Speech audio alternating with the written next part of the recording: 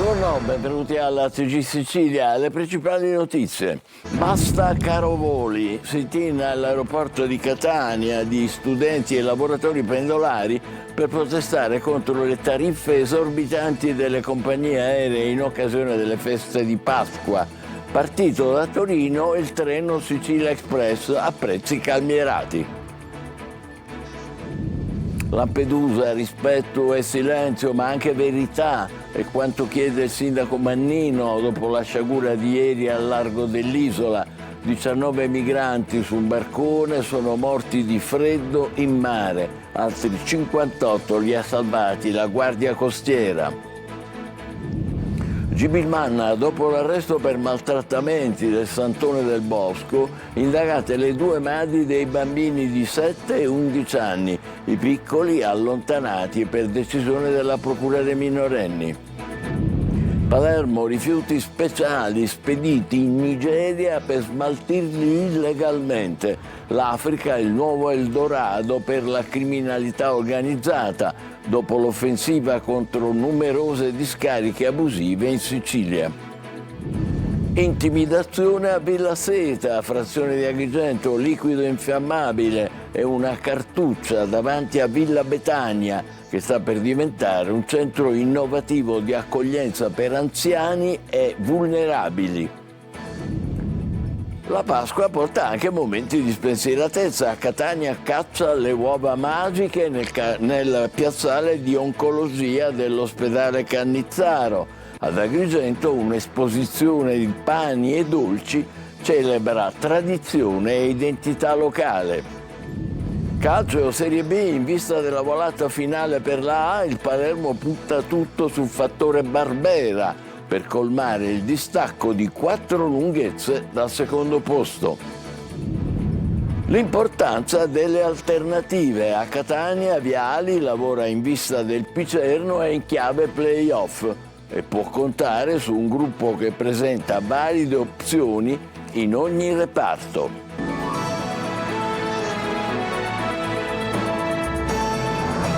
Bentrovati, basta caro voli. Stamattina sit-in all'aeroporto di Fontanarossa a Catania, organizzato da studenti e lavoratori pendolari per protestare contro le tariffe esorbitanti delle compagnie aeree in occasione delle feste di Pasqua. Luca Siliberti. Rientrare a Pasqua è risultato proibitivo per molti siciliani, tariffe oltre 500 euro se si sceglie un volo diretto oppure con costi più bassi ma facendo uno di quegli scali improbabili all'estero. Stamattina, nell'area arrivi dell'aeroporto Fontanarossa di Catania, numerose associazioni, sindacati e studenti hanno organizzato un sit-in di protesta contro il caro voli che pesa direttamente nelle tasche dei pendolari che non riescono a programmare con largo anticipo il rientro per le feste. Chiediamo sono risposte concrete e strutturali, perché l'emergenza fa sì che i costi siano talmente esorbitanti che decine di migliaia di siciliani non possono rientrare a casa. Non è una dinamica di mercato normale, perché noi non abbiamo alternative al trasporto aereo.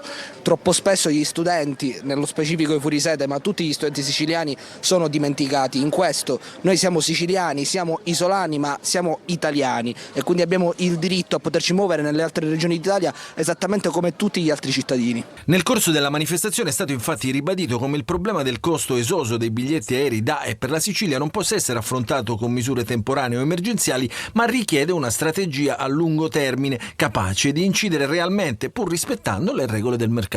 Chiediamo soluzioni strutturali perché da questo punto di vista non si può neppure rinunciare alle risorse che vengono dalla Comunità Europea per destinarle alla difesa invece che investirle ancora di più nelle nostre energie che sono quelle delle giovani e dei giovani siciliani. Stamattina è partito da Torino il Sicilia Express, il treno organizzato dalla regione siciliana a prezzi calmierati per dare una risposta al problema del caro voli. Biglietti esauriti in pochi minuti dopo l'apertura della vendita. Il treno arriverà domani in Sicilia, prima a Messina per poi dividersi in direzione Siracusa, passando per Catania e Palermo.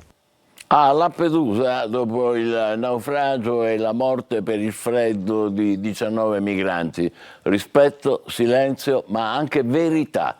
È quanto chiede il sindaco Mannino dopo la nuova sciagura. 58 i migranti salvati dalla Guardia Costiera. Laura Spanò.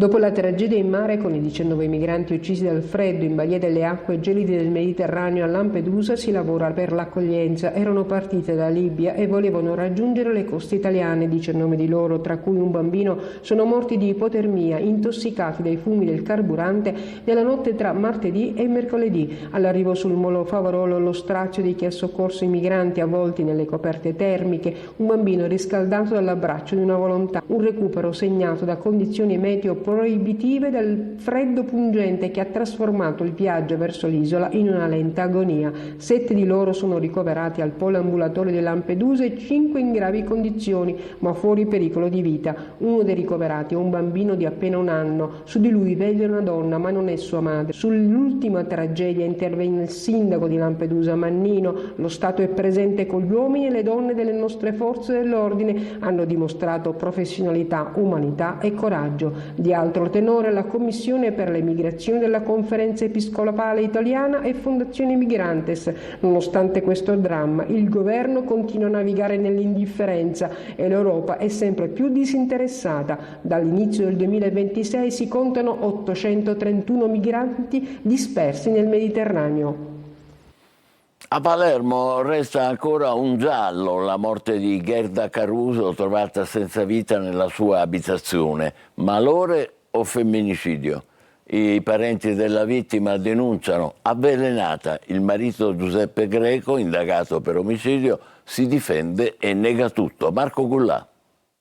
Un giallo che verrà probabilmente risolto nella giornata di domani tramite l'autopsia. È mistero sulla morte di Gerda Caruso, 50 anni, trovata senza vita nella sua casa di via Maccionello, a 2 passi dall'ospedale Cervello a Palermo. Sul corpo, almeno dopo la prima ispezione del medico legale, non sarebbero stati riscontrati segni di violenza. Ma i familiari non credono a una morte naturale e accusano il marito, arrivando a parlare di un possibile avvelenamento. Non sappiamo le motivazioni per cui i familiari della presunta vittima possano aver ipotizzato un avvelenamento da parte del signor Greco.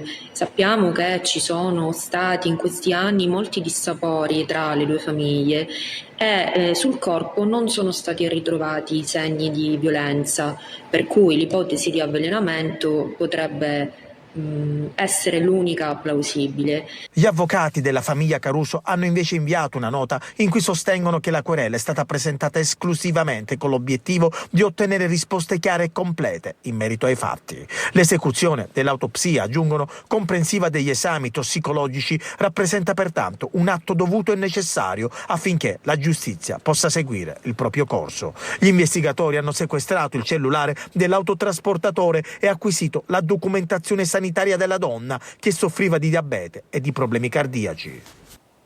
Caltanissetta, denunciati 2 minorenni accusati di aver piazzato sui binari pezzi di cemento che hanno danneggiato un treno costretto dopo l'impatto a interrompere la corsa. Solo la bassa velocità ha evitato il deragliamento del convoglio. I passeggeri, per raggiungere le loro destinazioni, hanno dovuto usare i pullman sostitutivi.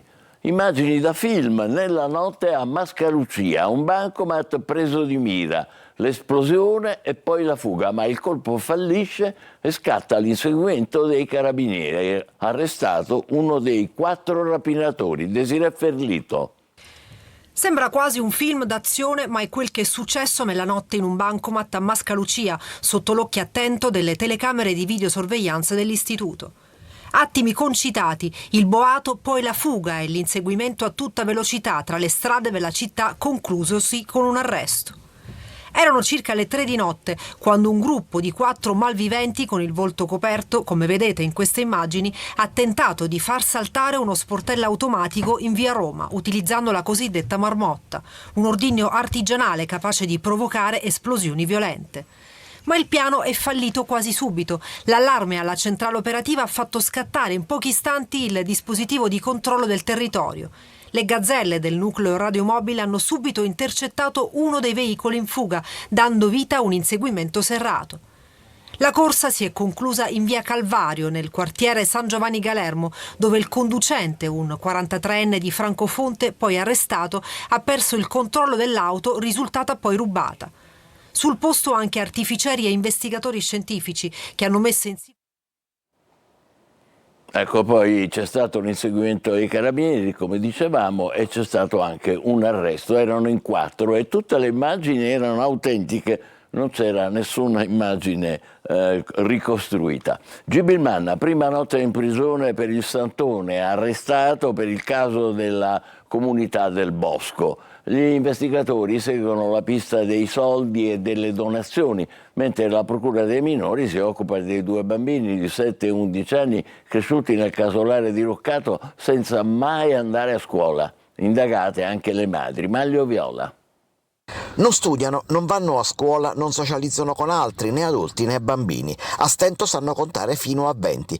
Vivevano così in un casolare diroccato senza acqua corrente né riscaldamento. Sono le condizioni di 2 bambini di 7 e 11 anni allontanati dalla comunità di Scianti a Gibil Manna, il Santone, arrestato ieri su ordine della Procura di Termini Imerese. Su dove si trovino i bambini adesso vige il più stretto riservo, ma sono assistiti e curati, dicono alla Procura dei minori di Palermo. I piccoli erano parte di una comunità di una quindicina di persone nel territorio fra i boschi di Gibil Manna, poco lontano da Cefalù. Ma la comunità siciliana è soltanto una di quelle gestite dal Santone, che ha seguaci in Inghilterra, Germania, Scozia, ma anche in Centro America e a Dubai. Lui invece vive nel lusso. Le sue comunità vengono invece private dei beni essenziali per vivere alla ricerca di se stessi, secondo una filosofia che ha coinvolto tanti. L'indagine è partita dalla denuncia del nonno del bambino di 11 anni, un imprenditore termitano che ha raccontato delle spese folli della madre del piccolo, sua figlia, e della circuizione della donna da parte del Santone. La procura indaga per circonvenzione di persone fragili. L'arresto è scattato dopo che il Santone è stato interrogato. Agli inquirenti Mark Ravikar Koppikar, questo è il suo vero nome, si è presentato in abiti di lusso, in netto contrasto con la povertà assoluta delle sue comunità in Sicilia, come nel resto del mondo. Successo della medicina a Vittoria. Trapianto di cornea d'urgenza eseguito in ospedale grazie alla rapida disponibilità del tessuto necessario attraverso la Fondazione Banca degli Occhi del Veneto nella sede distaccata dell'ospedale Gravina di Caltagirone. Veronica Barbarino. Un intervento d'urgenza delicatissimo è una corsa contro il tempo conclusa con successo in 2 ore grazie alla collaborazione tra strutture sanitarie. All'ospedale Guzzardi di Vittoria un uomo di 43 anni è arrivato in pronto soccorso con una grave perforazione e assottigliamento della cornea. Una criticità che avrebbe compromesso in modo irreversibile l'integrità dell'occhio e la vista. Bisognoso di un trapianto d'urgenza, grazie alla nuova rete regionale per la gestione dei tessuti oculari d'urgenza, attiva da poche settimane in Sicilia, è stata reperita e consegnata una cornea da donatore. Il tessuto richiesto tramite la Fondazione Banca degli Occhi del Veneto e distribuito dal centro di Caltagirone ha permesso quindi ai medici di eseguire tempestivamente il trapianto, salvando l'occhio del paziente. Nell'arco di poche ore siamo riusciti ad avere questo tessuto e effettuare il trapianto nel più breve tempo possibile, altrimenti, come succedeva in passato, avremmo dovuto aspettare alcuni giorni con tutti i rischi annessi e connessi per eseguire questo intervento. Il paziente oggi controllato sta molto bene. Un esempio concreto di sanità che funziona e restituisce speranza ai pazienti. Stiamo realizzando una rete capillare coinvolgendo i colleghi di tutta la Sicilia e tutte le ASP affinché la Sicilia possa diventare autonoma nel campo delle donazioni delle cornee e quindi anche si possa realizzare una banca degli occhi nel giro di poco tempo, di pochi anni. Voltiamo pagina, stava per partire per la Nigeria dal porto di Palermo, un container con 20.000 kg di rifiuti speciali, intercettato e sequestrato dagli agenti della dogana. Maglio Viola. Rifiuti speciali spediti in Africa per smaltirli irregolarmente, senza sottostare alle rigide regole ambientali europee. Sarebbe questo il nuovo Eldorado della criminalità organizzata che punterebbe proprio all'Africa dopo le numerose operazioni contro le discariche abusive scoperte in giro per la Sicilia. Ad aprire la strada sarebbero state le scorie radioattive delle strumentazioni elettromedicali. La direzione distrettuale antimafia indaga da tempo in questa direzione. Un impulso investigativo importante potrà adesso arrivare da una operazione condotta dalla dall'Agenzia delle Dogane e dalla Guardia di Finanza al porto di Palermo. Durante un'ispezione gli agenti doganali hanno notato forti differenze di peso fra il materiale dichiarato e la consistenza del container in partenza per la Nigeria. Una volta aperto hanno trovato 20.000 kg di materiale, tra cui pezzi di ricambio di auto non bonificati, un rullo compressore, un camion usato in fase di demolizione. Si tratta di rifiuti speciali in parte classificati come pericolosi, che avrebbero dovuto seguire iter di smaltimento rigorosi e certificati all'interno dell'Unione Europea. Lo smaltimento di rifiuti speciali, fatto in questo modo, diventa invece un grande affare illecito a discapito del pianeta.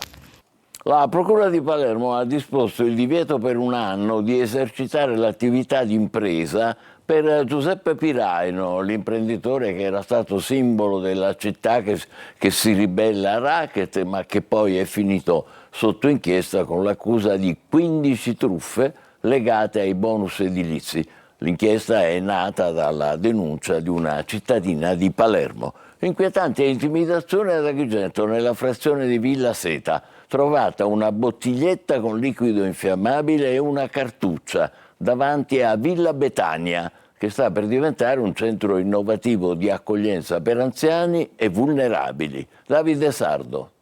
Ad Agrigento, nella popolosa frazione di Villa Seta, un inquietante avvertimento davanti a Villa Betania. Una bottiglietta con liquido infiammabile e una cartuccia sono state rinvenute davanti al cantiere. L'ex casa di riposo, chiusa nel 2019, è oggi in lavori di riqualificazione con fondi PNRR. L'obiettivo, trasformare in un centro innovativo di accoglienza abitativa per anziani non autosufficienti e persone vulnerabili.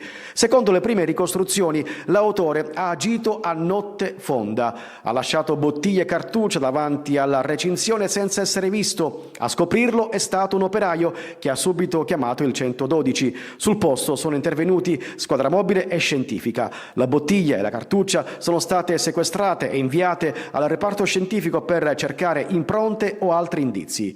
La Procura di Agrigento ha aperto un fascicolo. Gli investigatori mantengono il massimo riservo. Servirà tempo per capire moventi e responsabili.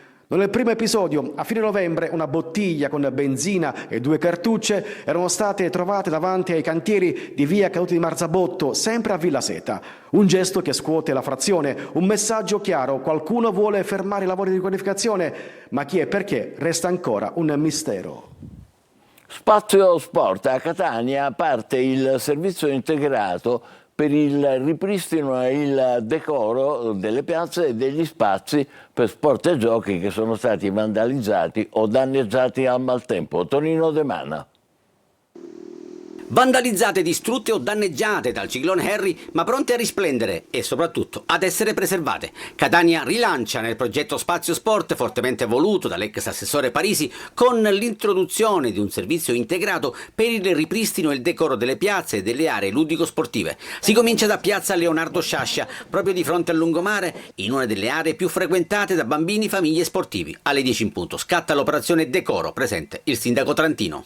Diamo anche l'impressione di un intervento riparatorio rispetto a beni che non possono essere lasciati all'incuria o al degrado.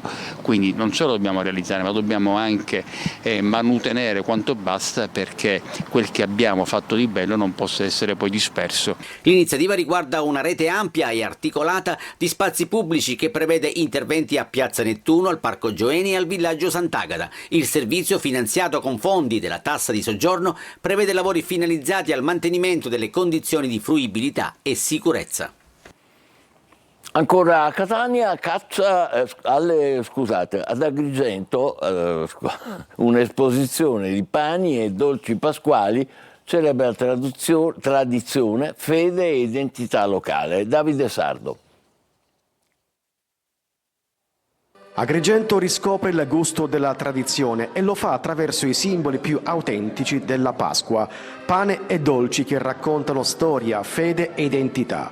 Un viaggio tra forme, profumi e significati antichi nel cuore del centro storico. In via Atenea prende vita l'esposizione dedicata ai pani e ai dolci pasquali, promossa dalla Camera di Commercio insieme all'Associazione dei Panificatori. Un'iniziativa che valorizza il lavoro artigianale e riporta al centro produzioni legate alla memoria collettiva del territorio. I pani sono i cosiddetti panareggia con l'uovo, che sono quelli tradizionali che mi ricordo fin da bambino ci sono sempre stati, E poi i dolci, la cassata siciliana che è tradizionale per Pasqua e gli agnelli pasquali appunto e le colombe. Un patrimonio che si tramanda di generazione in generazione tra riti religiosi e gesti quotidiani che resistono nel tempo. Spero che questa mostra sia di stimolo alle altre attività per fare in modo che i nostri prodotti vengano sempre di più conosciuti nel mondo, in maniera di poter avere un ritorno economico, d'immagine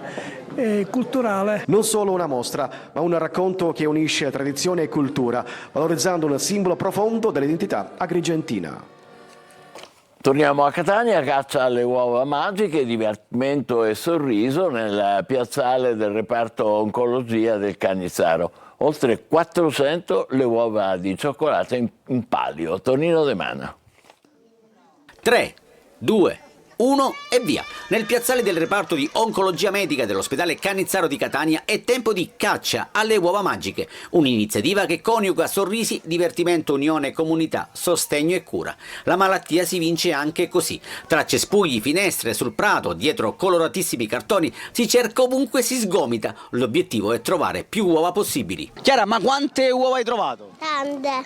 Ma erano difficili da trovare? No. E dove erano nascoste? Il giardino. Soddisfatti gli organizzatori. Per Giussi Scandurra, primario di oncologia medica, è una festa doppia. È stata veramente un bellissimo compleanno e questa è la quinta edizione delle caccia alle uova dell'ospedale Cannizzaro, in cui veramente viviamo un momento magico in un luogo che è solitamente dedicato ad altro, in cui portiamo i bambini, i figli dei nostri pazienti, ma anche i nostri bambini, per vivere un momento di comunità. Gli fa eco Anna Maria Motta, presidente di Acto Sicilia. Tanta partecipazione ed è un modo appunto per rallegrare quello che è un luogo ospedaliero. Bisogna andare oltre le cure, bisogna supportare i pazienti oncologici a 360 gradi. Un momento di condivisione fuori dai reparti, all'aria aperta, per affrontare la malattia con leggerezza.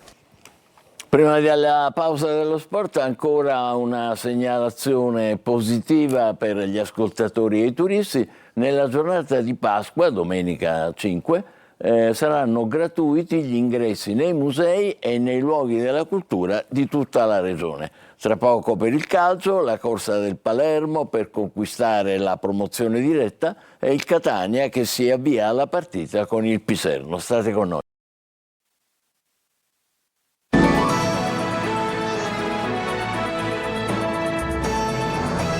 Sono giorni di lavoro per il Palermo che nel giorno di Pasqua affronterà l'Avellino dell'ex Ballardini. Inzaghi non ha particolari dubbi di formazione. Marco Gullà.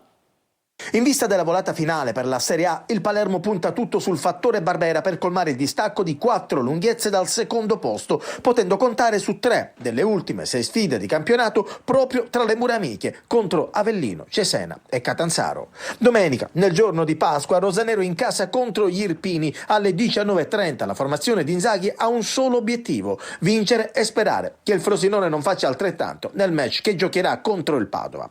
Incroci e speranze, anche perché la formazione rosanero poi giorno 10 sarà impegnata sul campo del Frosinone per la partita più importante della stagione. Inzaghi lavora su assetto tattico e formazione in vista di domenica. Il tecnico dovrebbe tornare alla difesa a 3. In avanti invece ci sarà ovviamente spazio per Poyampalo, tornato dall'esperienza con la sua Finlandia. A supporto Palumbo e uno tra Jonsen e Ledoiron, con il francese in vantaggio. A centrocampo si va verso la conferma della coppia Ranocchia-Segre con Pierozzi e Augello sulle corsie esterne. Al Barbera tornerà l'ex Davide Ballardini, allenatore rimasto nel cuore dei tifosi rosanero.